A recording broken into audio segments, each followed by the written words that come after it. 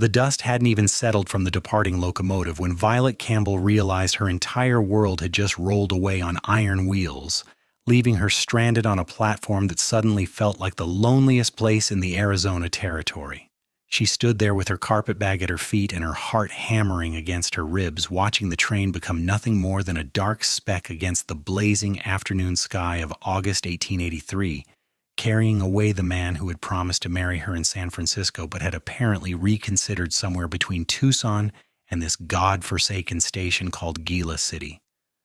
The platform was nearly empty now, just her and the station master, who was already retreating to his office, and she felt the weight of her situation pressing down on her shoulders like the merciless Arizona sun overhead. "The next one will not leave you." The voice came from behind her, low and steady, with the kind of certainty that made her turn around despite the tears threatening to spill down her cheeks. The man standing there was tall and lean, with sun-darkened skin and eyes the color of whiskey held up to lamplight. He wore dusty riding clothes and a hat pushed back just enough that she could see his face clearly, a face that was weathered but not unkind, maybe 26 or 27 years old. There was something in his expression that suggested he had seen this scene before. Women abandoned at train stations, dreams discarded like empty bottles beside the tracks. "I beg your pardon?" Violet managed, her voice shakier than she would have liked. She was 23 years old and had thought herself worldly after 2 years teaching school in Boston.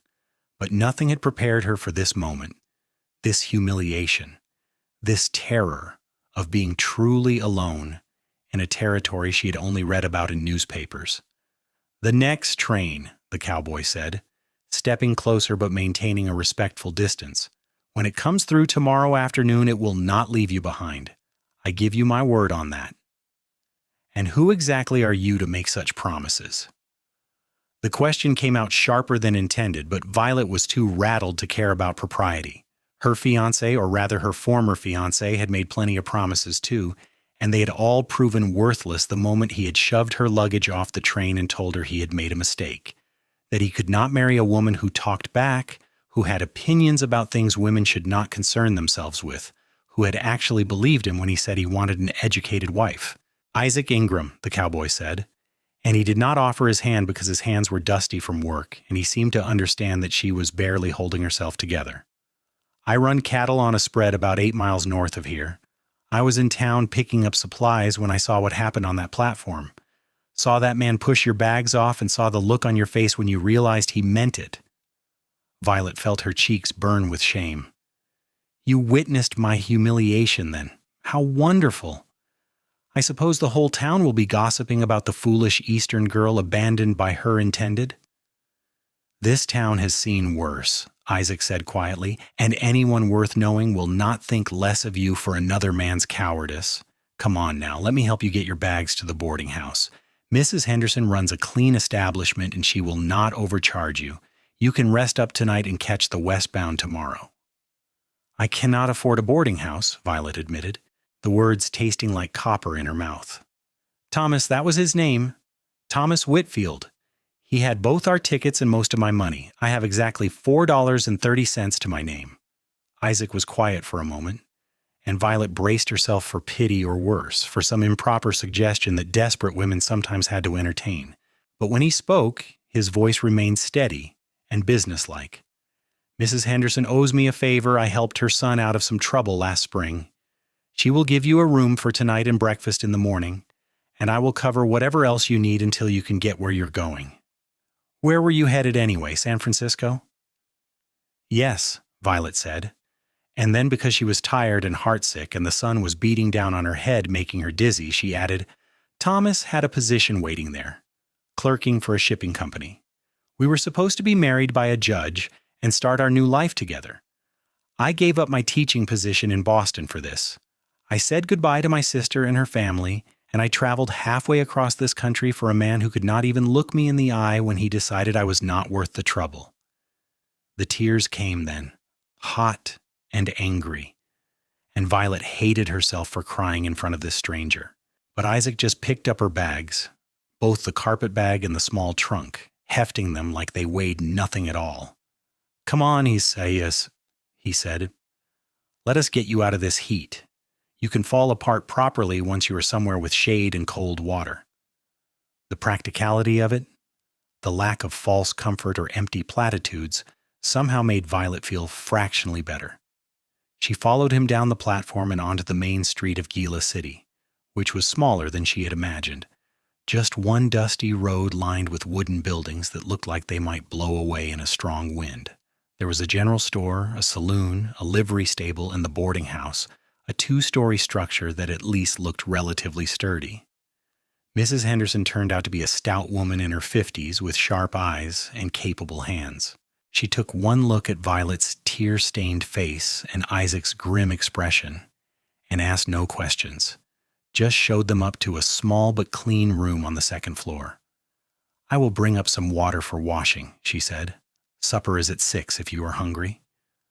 When they were alone in the hallway, Isaac set down the bags and turned to Violet. "Will you be all right until tomorrow? I need to finish my business in town and get back to the ranch before dark, but I will be here at noon tomorrow to make sure you get on that train." "Why are you helping me?" Violet asked. "You do not know me at all." Isaac considered this, his whiskey-colored eyes studying her face with an intensity that made her breath catch. "My mother was left stranded at a train station once," he said finally, "back in Texas before I was born. A man she trusted took her money and disappeared. If someone had not helped her that day, I would not be standing here now, so I help when I can. It is as simple as that." It was not simple at all, Violet thought, but she nodded anyway. "Thank you, Mr. Ingram. I will repay you someday, I promise." "No need," he said, settling his hat more firmly on his head. "Just get yourself to San Francisco and make a good life. That will be payment enough." He turned to go, then paused. "And miss, that Thomas Whitfield is a damn fool. Any man who would abandon you does not deserve what he walked away from."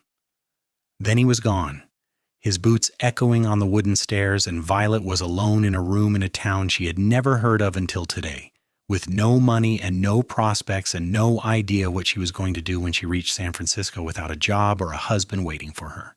She sat down on the narrow bed and let herself cry properly. Great gulping sobs that shook her whole body, mourning not just Thomas, but the future she had imagined, the life she had been so certain was waiting for her. Mrs. Henderson brought up a pitcher of cool water in a basin, along with a clean towel. She also left a tray with bread, cheese, and cold chicken, refusing to hear any protests about payment. "Isaac Ingram is one of the good ones," she said firmly. "If he says you are to be looked after, then looked after you will be. Eat something and get some rest. Things always look better after a meal and a sleep." Violet did not believe her, but she was hungry enough to eat the food anyway, and tired enough to lie down on top of the quilt even though it was barely late afternoon. She woke hours later to darkness and the sound of piano music drifting up from the saloon down the street. For a moment she could not remember where she was, and then it all came crashing back, and she felt sick with the reality of it. She got up and washed her face in the now tepid water, then changed into her nightgown and tried to think practically about her situation. She had $4.30. A train ticket to San Francisco would cost far more than that. Even if Isaac somehow procured her a ticket, what would she do when she arrived? She had no position waiting, no family in California, no friends she could impose upon. Thomas had been her only connection there, and he had severed that connection when he shoved her bags off the train. Perhaps she should not go to San Francisco at all. Perhaps she should wire her sister Margaret in Boston and ask for money to return home, though the thought of admitting her failure made Violet want to crawl under the bed and never come out. Margaret had warned her that Thomas seemed unreliable, that a man who swept a woman off her feet with grand promises usually had reasons for hurrying things along. Violet had not listened, too dazzled by the romance of it all, the adventure of heading west, the prospect of marriage and a new life in California.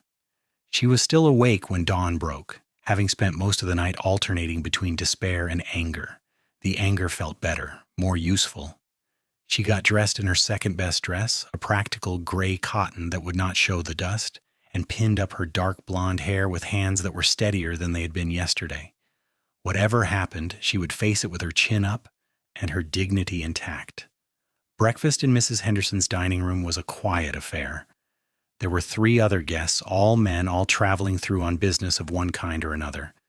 They nodded politely to Violet, but did not intrude on her obvious desire to be left alone.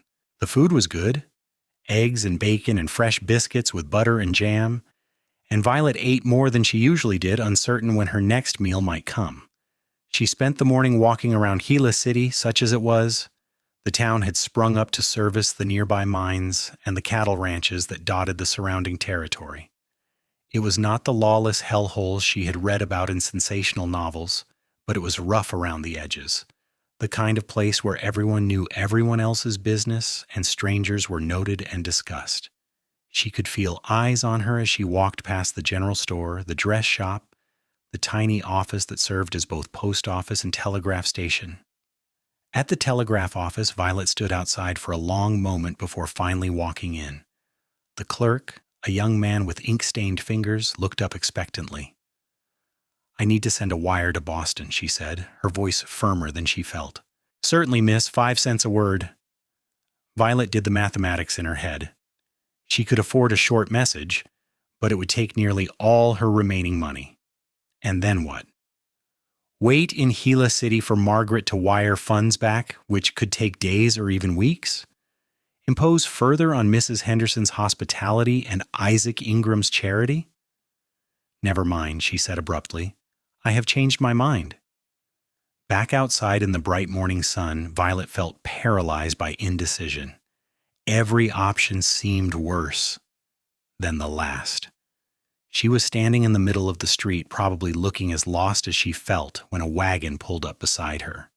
Isaac Ingram sat in the driver's seat, reins loose in his capable hands. "I thought you might want to see the ranch," he said without preamble, "before you catch that afternoon train, unless you would rather wait here in town."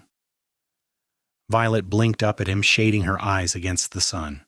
"Why would I want to see your ranch?"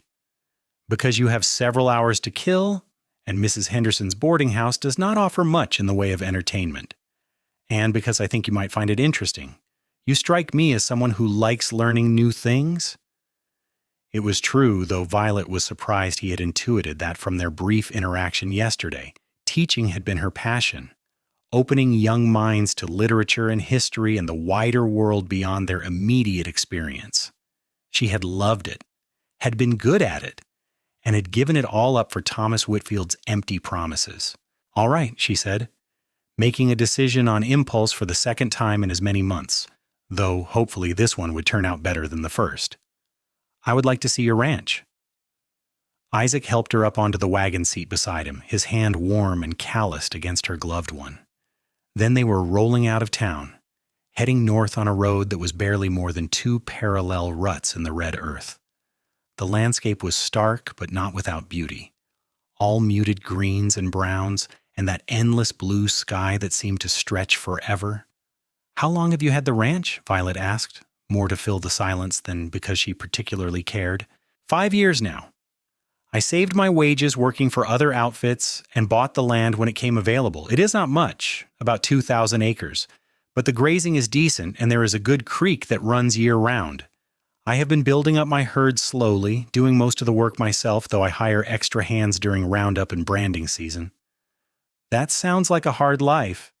"It is," Isaac agreed, "but it is mine. No one can take it from me as long as I pay my taxes and defend my boundaries. That means something out here." Violet understood that. The desire for something that belonged to you alone, something you had built with your own efforts. Teaching had given her that sense of purpose, and she had thrown it away chasing someone else's dream. The bitterness of that realization sat heavy in her chest. The ranch, when they reached it, was modest but well-maintained. There was a simple house built of adobe with a covered porch, a barn in good repair, several outbuildings and corrals. Cattle grazed in the distance, rust-colored against the tawny grass. It was not grand or impressive, but there was something honest about it that appealed to Violet despite herself. Isaac helped her down from the wagon and showed her around, pointing out the improvements he had made, the irrigation system he was developing, his plans for expansion. He talked about the ranch the way she talked about books, with passion and knowledge and barely contained enthusiasm. Violet found herself genuinely interested despite her preoccupation with her own problems. "Would you like some water?" Isaac asked when they reached the house. "Or coffee? I have to warn you, my coffee is not nearly as good as Mrs. Henderson's." "Water would be lovely," Violet said, suddenly aware of how thirsty she was. The August heat was formidable even in the shade. Inside, the house was surprisingly comfortable.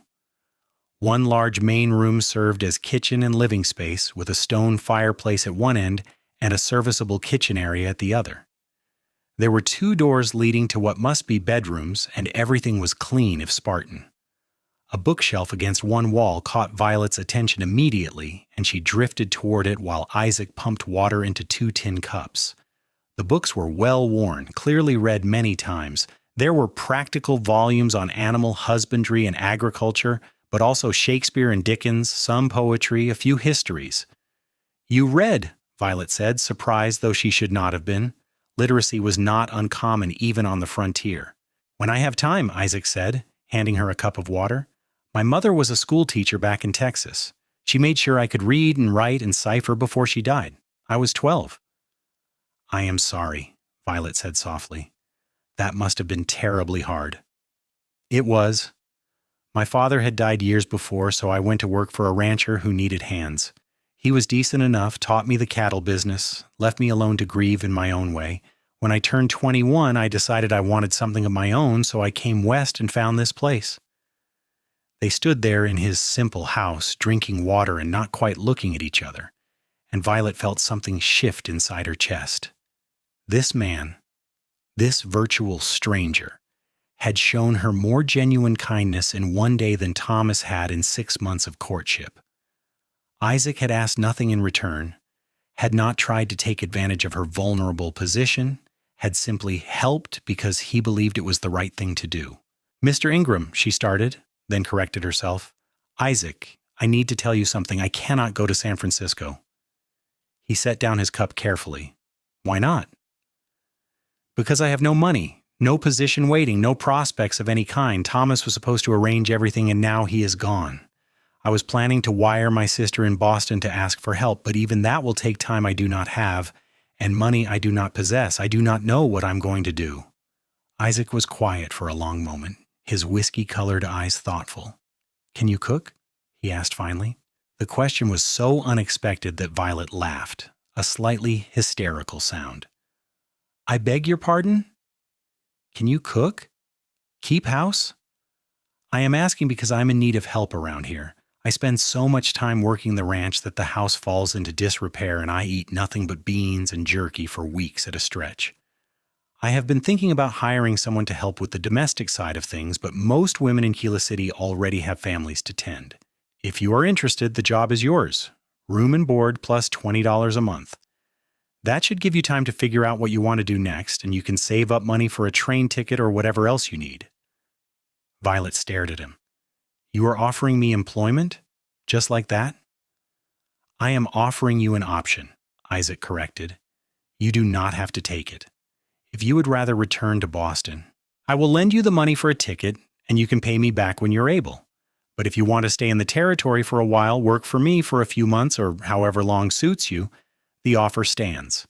You would have your own room, your privacy, and my respect. I would not presume anything beyond an employer and employee relationship."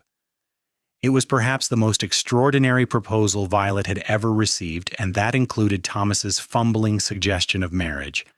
"Why would you do this?" she asked. "You do not know anything about me. I could be a terrible cook for all you know. I could be lazy or dishonest or completely incompetent at housework." "Are you any of those things?" "No," Violet admitted. "I'm actually quite a good cook. My mother insisted Margaret and I learn all the domestic arts even though we were both educated, and I kept my own small apartment tidy in Boston." "Then I am willing to take the risk if you are," Isaac said simply. "You need a place to stay and work to do. I need someone to help me keep this place running properly. It seems like it could benefit us both." Violet walked to the window and looked out at the stark Arizona landscape, so different from the green hills of Massachusetts. This was madness, accepting employment from a man she barely knew, staying in a territory she had never planned to visit. The sensible thing would be to return to Boston, admit her mistake, and find another teaching position.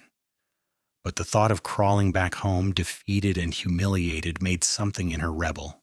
"If I stayed," she said slowly, "it would only be temporary. A few months perhaps, to save money and decide what I want to do next." "That is perfectly acceptable," Isaac said. "I am not asking for a lifetime commitment, just some help around the ranch."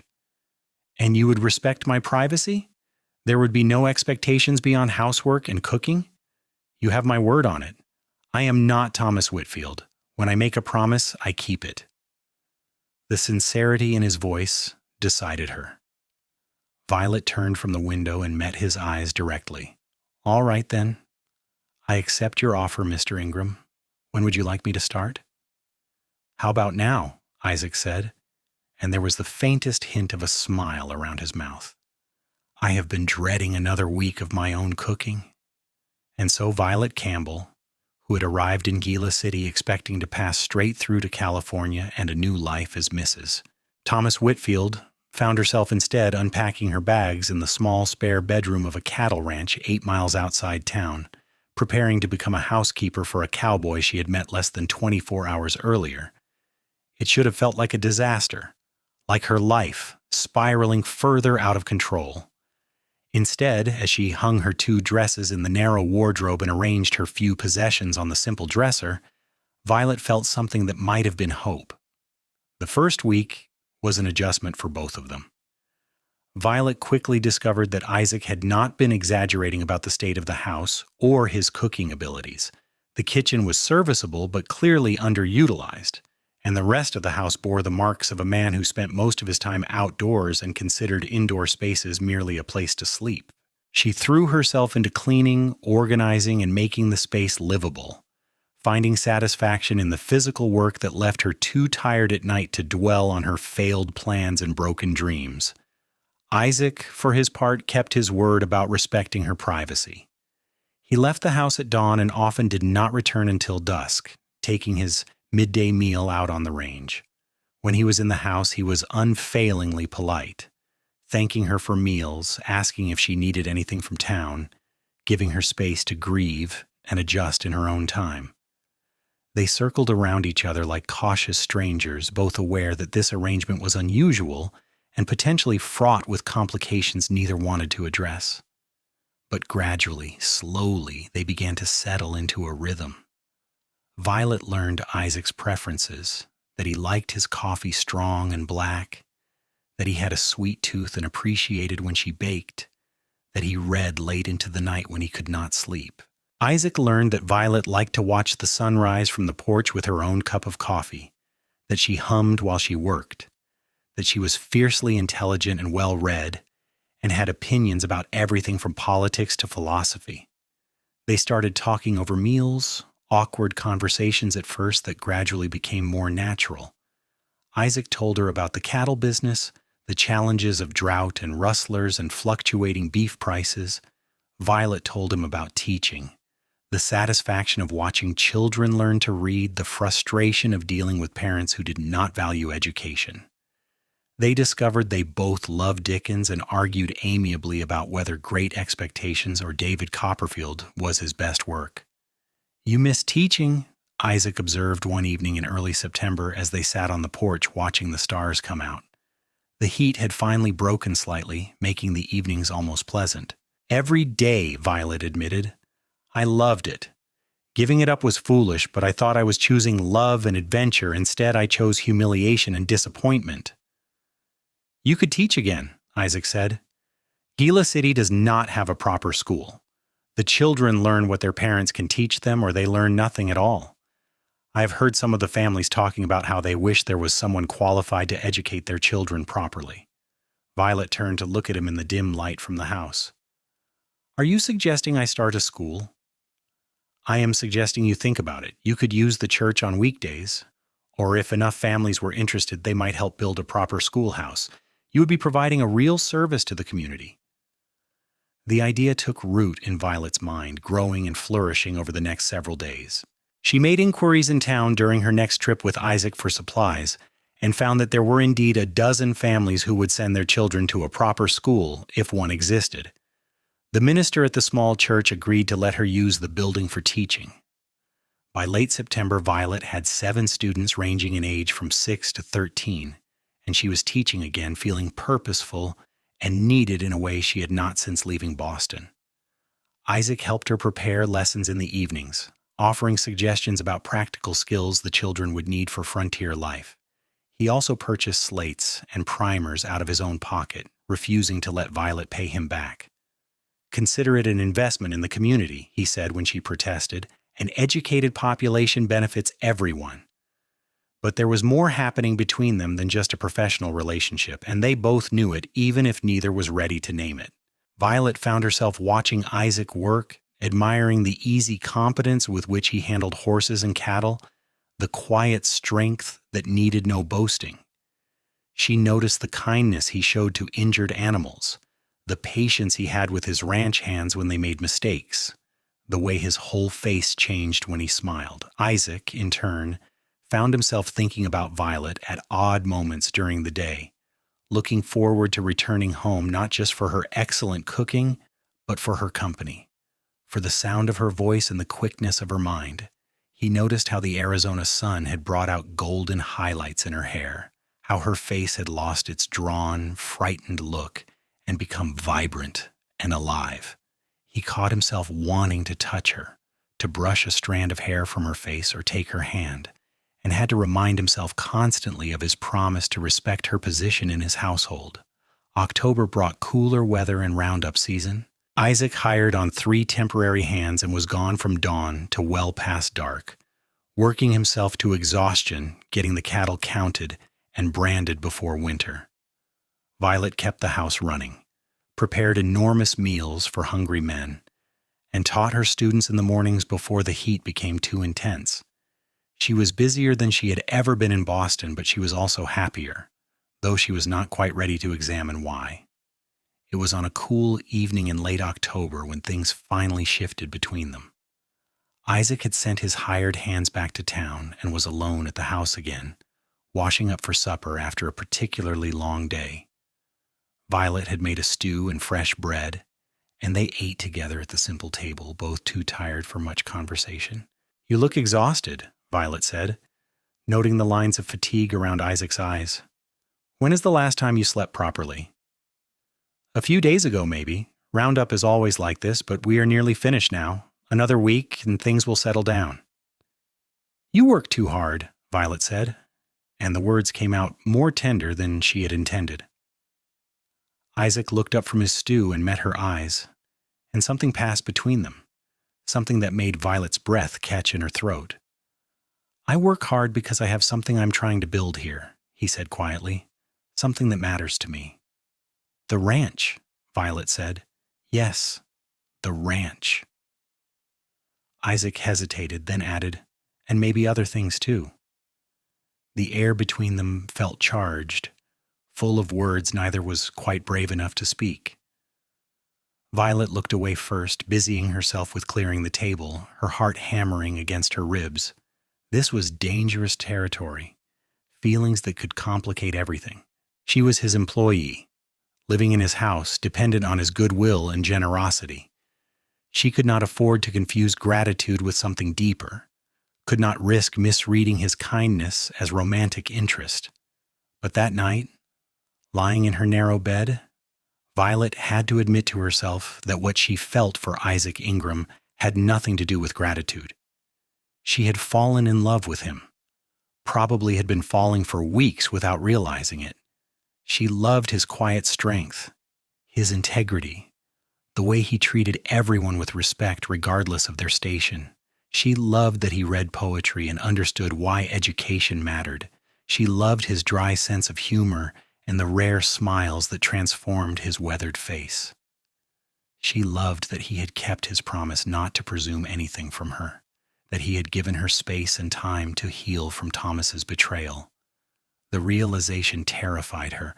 She had been wrong about Thomas, had convinced herself she was in love when really she had just been flattered by his attention and excited by his promises of adventure. How could she trust her own judgment now? And even if her feelings were genuine, there was no indication that Isaac felt the same way. He was kind to her, yes, but he was kind to everyone. He enjoyed her company, but he might simply appreciate having someone to talk to, living as isolated as he did. Violet resolved to keep her feelings to herself, to continue as they had been, employer and employee, nothing more. It was the sensible thing to do, the only thing that made sense given her precarious position. But resolutions were easier made than kept, especially when her traitorous heart insisted on leaping every time Isaac walked into a room. November arrived with cooler nights, and the first hints that winter was coming even to Arizona.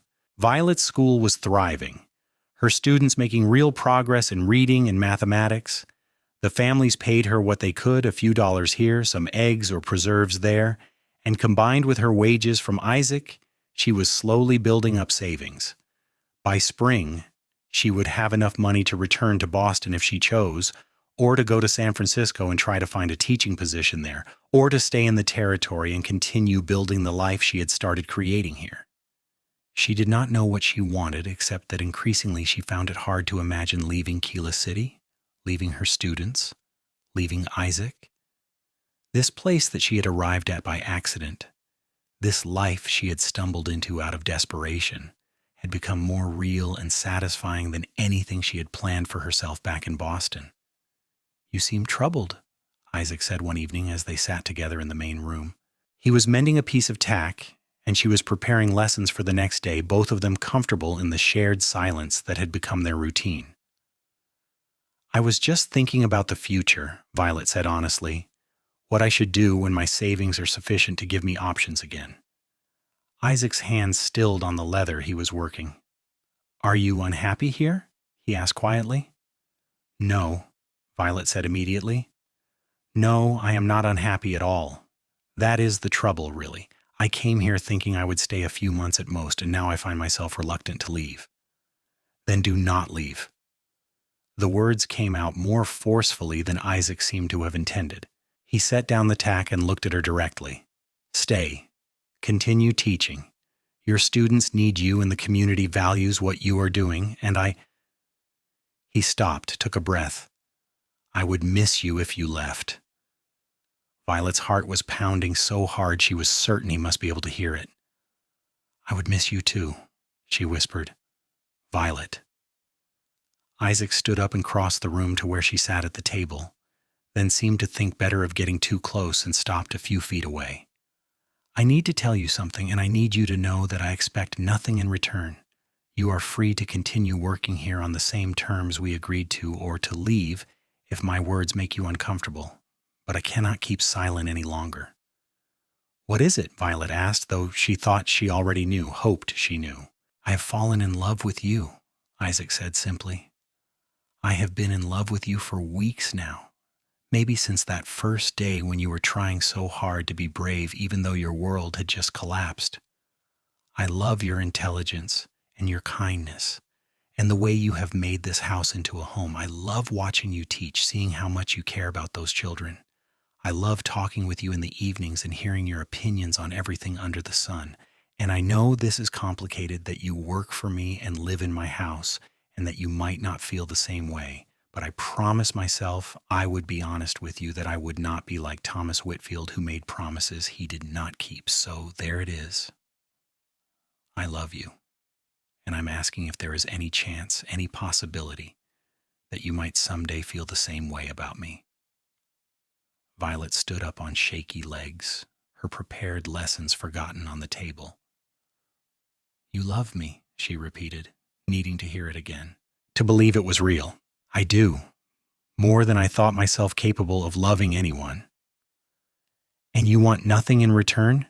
You are not making this declaration conditional on my continued employment here?" "God, no." Isaac looked horrified at the suggestion. "Violet, even if you tell me right now that you could never see me as anything but an employer, you would still have a place here as long as you wanted it. I would never use my position to pressure you into anything. I just needed you to know the truth about my feelings." Violet crossed the space between them, her eyes filling with tears that had nothing to do with sadness. Then I need you to know the truth about mine. I love you too, Isaac Ingram. I have been trying not to, trying to convince myself it was just gratitude or relief at being rescued, but it is not. It is love, real and true and terrifying. You are nothing like Thomas. You are everything I did not know I needed, everything I had given up hoping to find. For a moment they just stood there, both processing this revelation, this shift in everything they thought they knew. Then Isaac reached out slowly, giving Violet time to step back if she wanted to, and took her hands in his. His palms were calloused and warm, his grip gentle but sure. I want to court you properly, he said. Not as your employer, but as a man who hopes to someday be your husband, if you will have me. I want to give you time to be certain of your feelings, to know that this is what you truly want. I am certain, Violet said, but she understood what he was offering, the gift of time and patience. But yes, I would like to be courted by you. I would like that very much. Isaac smiled then, that rare, full smile that transformed his entire face, and Violet felt her heart turn over in her chest. He raised her hands to his lips and kissed her knuckles, a gesture so old-fashioned and sweet that she felt tears spill down her cheeks. Do not cry, Isaac said softly, reaching up to brush away the tears with his thumb. These are happy tears, Violet assured him. I did not think I could be happy again after what happened with Thomas, but you have given me back my faith in the future, in the possibility of real love. You gave me something too, Isaac said, a reason to come home at the end of the day, a reminder that a ranch is just land and cattle unless you have someone to share it with. They stood there in the lamplight of his simple house, hands clasped and hearts full, and Violet thought about the chain of events that had brought her to this moment. If Thomas had not betrayed her, if that train had not left her behind, if Isaac had not happened to be at the station that day and offered her his help, she would not be here now. She would probably be miserable in San Francisco, trapped in a loveless marriage to a man who diminished her. Instead, she was here, in love with a good man, building a life that was entirely her own. The courtship that followed was everything Violet had ever read about in novels, but never experienced in real life. Isaac was attentive, but never overbearing, romantic, but never false. He brought her wildflowers from the range, their blooms holding on despite the approaching winter. He took her riding on Sundays, showing her the boundaries of his land and sharing his dreams for the future. They talked for hours about everything and nothing, learning each other's stories, building a foundation of friendship beneath the passion. For propriety's sake, Isaac arranged for Maria Santos, the wife of one of his ranch hands, to come stay at the house a few days a week as a chaperone. Maria was a cheerful woman in her 40s who seemed to delight in the romance unfolding before her eyes. She gave Violet advice on dealing with the challenges of ranch life and told her stories about Isaac's early days in the territory, painting a picture of a young man who had worked himself nearly to death to build something of his own. He is a good man, that one, Maria said one afternoon as she and Violet prepared supper together. I am glad he found you. He has been alone too long. I am the lucky one, Violet said, and she meant it. Every day she fell more deeply in love with Isaac, and every day she was more grateful that Thomas Whitfield had pushed her off that train. It was the best thing that had ever happened to her, even if she had not recognized it at the time.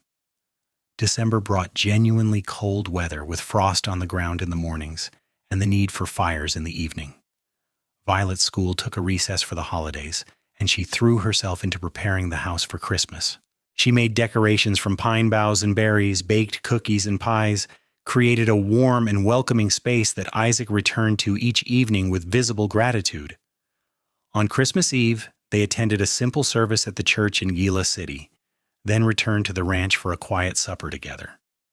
Maria had gone to spend the holiday with her own family, so they were alone, properly chaperoned only by the shared understanding that they were both committed to doing things right. After they ate, Isaac produced a small wrapped package from behind his back. I know we said we were not exchanging gifts, he said, but I saw this in town and could not resist. Inside was a beautiful leather-bound journal, the pages blank and waiting to be filled. "For your thoughts," Isaac said. "You once mentioned that you used to keep a journal in Boston. I thought you might like to start again." "It is perfect," Violet said, running her fingers over the smooth leather. "Thank you." She retrieved her own gift for him, a knitted scarf in dark blue that she had been working on in stolen moments. "I know we said no gifts, but I wanted to make you something." Isaac wrapped the scarf around his neck, his eyes warm with affection. "I will treasure it," he said simply. They sat together by the fire, not quite touching but close enough that Violet could feel the warmth radiating from Isaac's body. The house was quiet except for the crackle of burning wood and the wind outside, and Violet felt a deep sense of peace settle over her. "I have been thinking," Isaac said eventually, his voice low and a little uncertain, "about the future, about us." "What about us?" Violet asked, her heart beginning to race. "We have been courting for 2 months now. I know it is not a long time by some standards, but I'm 30 years old, and you are 23, and we are both old enough to know our own minds. I love you, Violet. I want to spend my life with you. I want to wake up next to you every morning and fall asleep beside you every night. I want to build this ranch together, raise a family together, grow old together, and if you are ready, if you feel the same way, I would like to ask you to marry me." He reached into his pocket and pulled out a simple gold band. "It was my mother's, he said. "The only thing I have left of her. If you would rather have something new, something you picked out yourself, I will understand. But I wanted to offer you this first because it means a great deal to me and because I think she would have loved you." Violet's vision blurred with tears as she looked at the ring, then up at Isaac's earnest face. "Yes," she whispered. "Yes, I will marry you, and I would be honored to wear your mother's ring." Isaac slipped the band onto her finger, and it fit perfectly, as if it had been waiting all these years for her. Then, with exquisite gentleness, he cupped her face in his hands and kissed her for the first time, a soft, sweet kiss full of promise and restrained passion. When they finally pulled apart, both of them a little breathless, Violet said, "I cannot believe that just 6 months ago I was standing on a train platform thinking my life was over. And now I am here, engaged to the most wonderful man I have ever known, building a life I never could have imagined for myself." "The train pulled away," Isaac said, echoing his words from that first day, "but the next one did not leave you behind. I kept my promise." "You did," Violet agreed. "You kept your promise, and you gave me everything I did not know I needed." They sat there together as the fire burned low, making plans for a simple wedding in the spring for the life they would build together. Isaac wanted to expand the ranch, maybe buy adjoining land if it became available. Violet wanted to continue teaching, to build a proper schoolhouse with Isaac's help. They both wanted children, several of them, to fill the house with noise and laughter. "I want you to know," Isaac said as midnight approached, "that I will never take you for granted. I will never be careless with your heart or your trust. Every day I will try to be worthy of you, of the gift you are giving me by agreeing to be my wife." "You are already worthy," Violet said fiercely. "You are the best man I have ever known, Isaac Ingram, and I will spend the rest of my life showing you that I believe that." They married on a warm day in April 1884, surrounded by the small community that had embraced Violet as one of their own. She wore a simple white dress that she and Maria had sewn together and carried wildflowers that Isaac had picked that morning. Isaac wore his best suit, brushed clean of dust, and could not stop smiling as the minister pronounced them husband and wife. The wedding breakfast was held at the ranch with tables set up in the yard and the whole town invited. There was music and dancing and more food than Violet had ever seen in one place. Her students presented her with a handmade quilt, each square decorated with drawings and messages of affection. Several of the ranch families gifted them practical items for the house, understanding that a new marriage needed a strong foundation. As the sun began to set and the guests gradually departed, Isaac and Violet found themselves alone at last, standing on the porch of what was now their house together, not his or hers, but theirs. Violet leaned against her husband, delighting in the solidness of him, the reality of this new life they were beginning. "Happy?" Isaac asked, his arm around her waist. "Happier than I ever thought possible," Violet said honestly. "How about you?" "I am the luckiest man in the territory," Isaac said. "Maybe in the whole country." That night, for the first time, they shared a bed as husband and wife, and Violet discovered that physical love could be tender and passionate all at once, nothing like the cold duty she had been told to expect. Isaac was patient and gentle, making sure her pleasure matched his own, and afterward they lay tangled together in the darkness, talking and touching and learning this new intimacy. "I never knew it could be like this," Violet whispered against Isaac's chest. "I never knew marriage could feel like partnership and friendship and passion all together." "Neither did I," Isaac admitted. "I had given up thinking I would find someone who fit with me the way you do. I thought I was destined to work this ranch alone, to build something that would die with me because I had no one to share it with. Then you stepped off that train platform into my life, and everything changed." "I did not step off," Violet reminded him, smiling in the darkness. "I was shoved off by a man too cowardly to keep his promises, but yes, everything changed, for both of us." The months that followed their wedding were a period of deep contentment for both Isaac and Violet. They worked together to improve the ranch, with Violet taking over the financial record-keeping and correspondence while Isaac managed the cattle and land. She continued teaching during the school year, and Isaac helped her build a proper one-room schoolhouse on a piece of land the community donated near the church. The building was small but sturdy, with real desks and a wood stove for winter, and Violet loved it as much as any fancy academy back east. Their first year of marriage was not without challenges. There was a drought that summer that made water scarce and the cattle restless. Violet suffered a miscarriage in the fall, losing a baby they had not even known they were expecting, and grieved privately while Isaac held her and reminded her that they had time, that they were both young and healthy.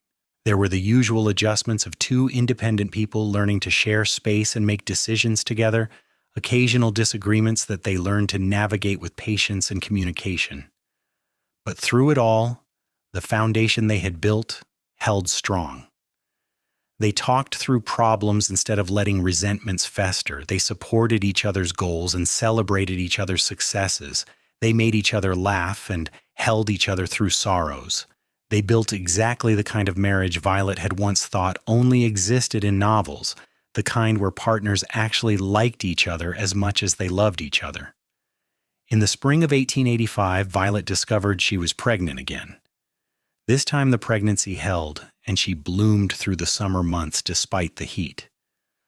Isaac was simultaneously protective and awed, treating her like she was made of glass even as she continued her normal activities with only minor accommodations. Maria Santos visited frequently, sharing her wisdom from 4 pregnancies of her own, and the women in the community rallied around Violet with advice and hand-me-down baby clothes.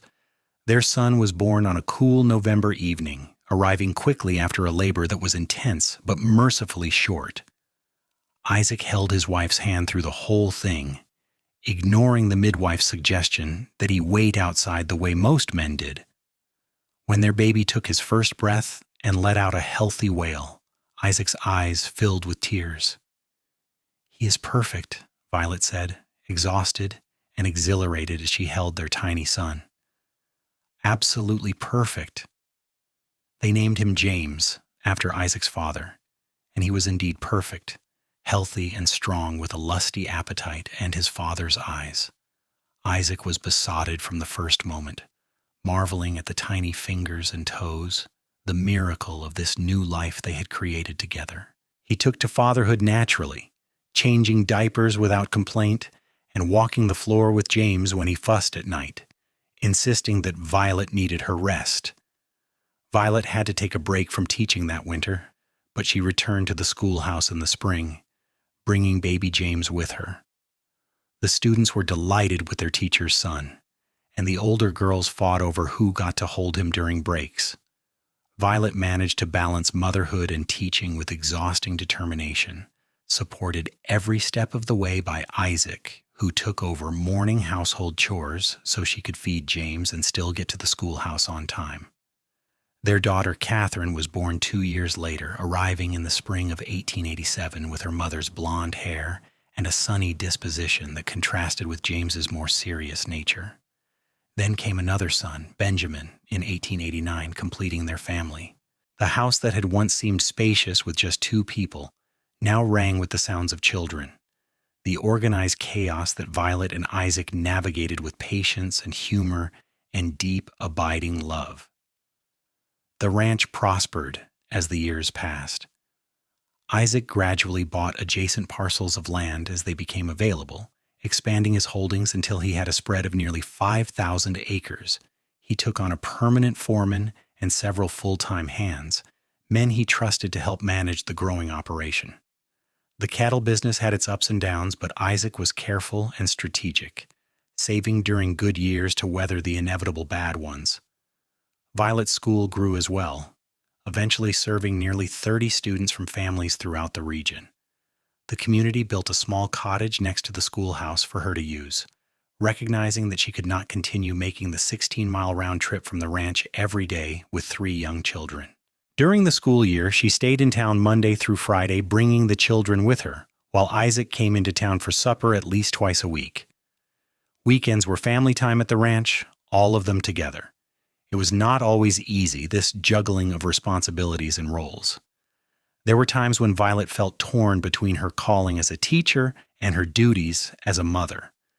There were times when Isaac felt the weight of providing for a growing family and maintaining a successful ranch. But they talked through these struggles, made compromises, found ways to support each other's dreams while still maintaining their partnership. As the 1890s approached, Violet and Isaac had been married for nearly 6 years, and the wild desperation of their beginnings had mellowed into something deeper and more sustainable. They were no longer just lovers, but true life partners, bound together by shared history and mutual respect, and 3 rambunctious children who kept them constantly busy. On their 6th anniversary in April 1890, they managed to steal away for an evening alone, leaving the children with Maria Santos. They rode out to a spot on the ranch that Isaac had shown Violet years ago, a small rise with a view of the entire spread, and sat together watching the sun set over land they had built together. "Do you ever think about that day at the train station?" Isaac asked, his arm around Violet's shoulders. "Sometimes," Violet admitted. "I think about how lost and frightened I was, how certain I was that my life was ruined. And then I think about what actually happened instead, how that worst day turned into the best thing that ever could have occurred." "I think about it too," Isaac said. "I think about how close I came to not being there that day, to missing you entirely. If I'd finished my business an hour earlier, if I had taken a different route home, we never would have met." "But you were there," Violet said. "You saw me and you helped me and you kept your promise. The next train did not leave me behind because I found something here worth staying for." "You found me," Isaac said with a smile. "I found you," Violet agreed, "and you found me. And together we found this life." They sat there as the stars came out one by one, counting their blessings and making plans for the future. James would start helping with the ranch work in another year or 2, learning the business from his father the way Isaac had learned from other men. Catherine was already showing signs of being musical, and they were hoping to get her a piano someday. Benjamin was still a baby, but he was walking now and getting into everything, a bundle of energy and curiosity. "I want to tell you something," Isaac said eventually. "Something I have been thinking about for a while." "What is it?" Violet asked, a little concerned by his serious tone. "I want you to know that if you ever wanted to go back to Boston, to visit your sister, or to show the children where you came from, I would support that. I know you left a lot behind when you came here, and I want you to know that you are not trapped. This life we built, it was your choice, but it should remain your choice. If you ever wanted something different, we would figure it out together." Violet turned to look at her husband, This man who had kept every promise he had ever made to her, who put her happiness on equal footing with his own. Isaac Ingram, she said softly, I am exactly where I want to be. I chose this life, chose you, chose this place, and I would choose it all again every single day. Maybe someday we will visit Boston so the children can meet their aunt, but this is my home. You are my home. Isaac kissed her then, a deep, sweet kiss full of love and commitment and the certainty of shared years stretching ahead of them. When they finally pulled apart, Violet rested her head on his shoulder and watched the stars wheel overhead, thinking about the strange paths life could take, the unexpected grace that came from plans falling apart. The train pulled away and I was still standing there, she said quietly, and you told me the next one would not leave me behind. It did not, Isaac said, because you were not meant for San Francisco or for Thomas Whitfield. You were meant for this, for me, for the life we made together. I was, Violet agreed. I just did not know it yet. They stayed there until the moon rose. Two people who had found each other by accident and chosen each other with intention, surrounded by the vast Arizona sky and the land they had worked so hard to build a life upon. The journey that had started with betrayal and abandonment had led them here, to this moment, to this love that had proven more real and lasting than anything Violet had imagined in her Boston classroom or Isaac had dreamed of in his solitary years ranching alone. As the years continued to pass, their story became legend in Gila City, told and retold as an example of how sometimes life's greatest blessings came disguised as disasters. The school teacher who had been abandoned at the train station and the cowboy who had promised her the next train would not leave her behind.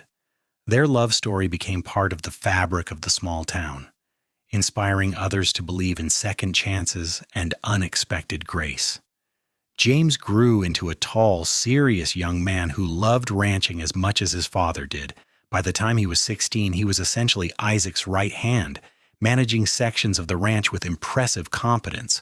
He would eventually take over the operation entirely, expanding it further while maintaining the principles of hard work and integrity his parents had instilled. Catherine became a teacher like her mother, taking over Violet's school when Violet finally retired at the age of 45. She had inherited her mother's passion for education and her father's steadiness, and she taught for 30 years, shaping several generations of children in the growing town. She never married, claiming she was perfectly happy with her students and her books, and Violet and Isaac respected her choice even as they wondered privately if she had simply never found someone who measured up to the love she had witnessed between her parents. Benjamin was the wanderer of the family, the one who left Arizona to explore the wider world. He studied law in California, practiced for several years in San Francisco, and eventually returned home to Gila City to open a practice there, serving the community his parents had helped build.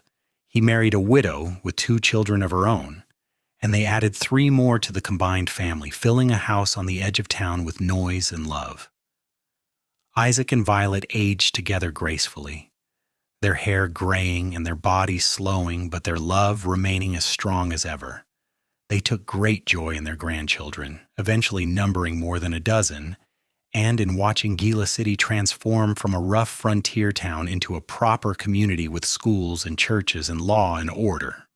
The territory became a state in 1912, and they celebrated Arizona's admission to the Union with pride, feeling like they had been part of something important, part of building civilization out of wilderness.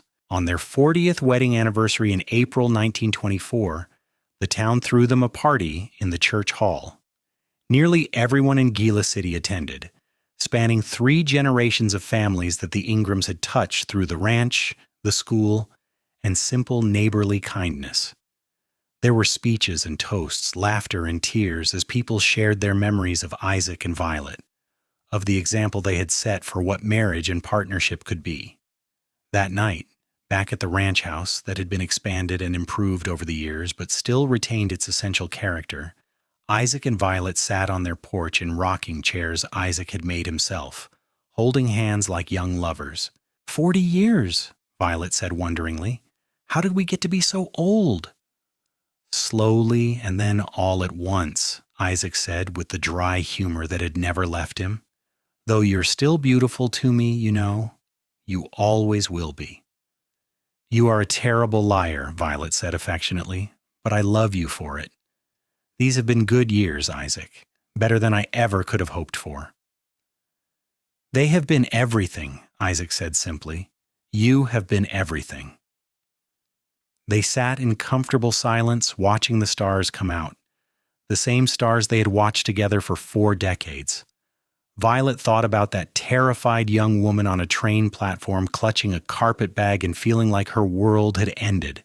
She wanted to reach back through time and tell that girl that everything was going to be all right, that the man who had abandoned her was doing her the greatest favor of her life, that real love and real happiness were waiting just around the corner if she was brave enough to accept them. Isaac died peacefully in his sleep in the winter of 1927 at the age of 73. He had lived a full life, building something that would last long after he was gone, loving a woman who had loved him right back with everything she had. Violet grieved deeply, missing her partner of 43 years with an ache that never fully left her. But she also felt grateful for every day they had shared, every moment they had been given. She lived another 8 years, staying in the ranch house that James now ran, teaching herself to be alone after a lifetime of partnership. She wrote in the journal Isaac had given her all those years ago on their first Christmas together, filling volume after volume with memories and reflections. She played with her great-grandchildren and watched the world change around her, automobiles replacing horses, electricity coming even to rural ranches, the modern world encroaching on the frontier that had shaped her life. On a warm spring day in 1935, Violet Campbell Ingram passed away at the age of 75, surrounded by her children and grandchildren. Her last words were about Isaac, about seeing him again, about being ready to hold his hand once more. They buried her next to him in the small cemetery outside Gila City, under a headstone that read, "Beloved wife, mother, teacher, friend." But their real legacy was not in stone markers or acreage or even in the descendants who carried their names and features forward. Their legacy was in the story they had lived, the example they had set, the proof they had provided that love could be found in the most unexpected places, that endings could become beginnings, that sometimes the worst thing that could happen was actually the best thing in disguise. The schoolhouse Catherine had taught in still stood decades later, bearing a plaque that honored Violet Campbell Ingram as its founder. The ranch James had expanded and modernized continued to operate, now run by his son. And in Gila City, whenever someone faced unexpected hardship or crushing disappointment, the old-timers would tell the story of the school teacher and the cowboy, of the train that pulled away and the promise that was kept, of love that grew from kindness and respect and grew stronger with each passing year. The train pulled away and she was still standing there, they would say, and the cowboy said the next one would not leave her behind. And he was right, because she found something better than any train could take her to. She found home. It was a true story. And like all the best true stories, it was really about grace and second chances and the courage to build something new from the wreckage of broken plans. It was about 2 people who found each other when they both needed finding, who chose each other over and over again across decades and challenges and the simple wearing days of ordinary life. It was about promises kept and trust earned and love that proved itself not in grand gestures but in 10,000 small kindnesses, 10,000 shared sunsets, 10,000 nights falling asleep side by side. The railroad tracks still ran through Gila City, cutting through the desert like a scar, trains pulling in and pulling out on their way to somewhere else. But for Violet Campbell, that August day in 1883 when she was left behind had not been a tragedy. It had been deliverance. It had been the beginning of everything that mattered, everything that lasted, everything that made her life worth living. She had stood on that platform thinking she had lost everything, not knowing she was about to gain far more than she had ever imagined possible.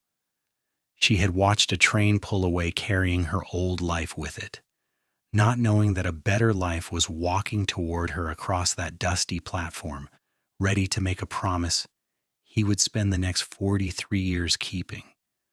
The next train had not left her behind, because the next train had not been a train at all, but a man named Isaac Ingram with whiskey-colored eyes and a heart big enough to hold all her broken pieces until she could make herself whole again. Together they had built something lasting out of chance and choice, something that outlived them both, proving that the best love stories were not the ones that went according to plan, but the ones that were written in the margins, in the moments when everything fell apart and then came back together in ways no one could have predicted.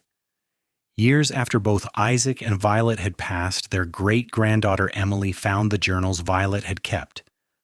Dozens of volumes chronicling 40 years of marriage and family and frontier life. Reading them was like stepping back in time, hearing her great-grandmother's voice speaking across the decades. The very first entry, written in December 1883, read, "I arrived in the Arizona Territory by accident, left behind by a train, and a man who were both heading somewhere I was not meant to go. I thought my life had ended, but really it was just beginning. A cowboy named Isaac Ingram made me a promise that day, and he has kept it. The next train did not leave me behind because I found something here worth staying for. I found love, real love, the kind that challenges you and comforts you and makes you want to be better than you are. I found purpose in teaching children who thirst for knowledge. I found home in a place I had never heard of until the day I arrived. This life I am building was not the one I planned, but it is infinitely better than anything I could have imagined for myself. I am blessed beyond measure, and I will spend the rest of my days being grateful for the train that pulled away without me." The last entry, written just days before Violet's death, read, "I am an old woman now, and my Isaac has gone ahead of me.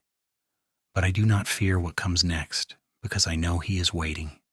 These years without him have been the hardest of my life, but they have also been full of love from our children and grandchildren, full of memories of the life we built together. If I could go back to that girl on the train platform, I would tell her not to cry. I would tell her that heartbreak is sometimes grace in disguise, that the worst moment of your life can be the doorway to the best years. I would tell her to trust the cowboy who makes her a promise because he will keep it. I would tell her that love is not what you thought it was, not poetry and passion alone, but partnership and patience and choosing each other every single day. I would tell her that she is about to be so happy, happier than she ever dreamed possible. I would tell her to be brave, to step into the unknown, because the unknown is where all the best things are waiting. The train pulled away, but I was exactly where I was meant to be. And now I am ready to go home to the man who showed me what home really means." Emily closed the final journal with tears streaming down her face, understanding for the first time the depth of what her great-grandparents had shared, the rare and precious thing they had built together. She looked around at the ranch house, updated but still recognizable, and felt connected to something larger than herself, part of a story that had started with abandonment and ended with legacy, with love that had rippled outward across generations. The train still ran through Gila City, Arizona. The desert still stretched wide and beautiful under that endless sky. And somewhere in the fabric of that place, in the memories of old-timers and the stories passed down through families, lived the truth of what had happened there more than a century ago. A young woman had been left behind, and a good man had made her a promise. The next train had not left her behind because she had found something better than any destination. She had found love, she had found purpose, she had found home. And in finding those things, she and Isaac Ingram had created something that would last long after they were gone, a testament to the transformative power of kindness and the enduring strength of love freely chosen and faithfully kept. That was the story. That was the truth. And it was, in every way that mattered, a happy ending earned through trust and patience and the courage to believe that second chances were possible, that broken plans could lead to better destinations, that love could be found in the most unexpected places by people brave enough to open their hearts to possibility. The train had pulled away, and she was still standing there, but she was not left behind at all. She was exactly, perfectly, miraculously where she belonged.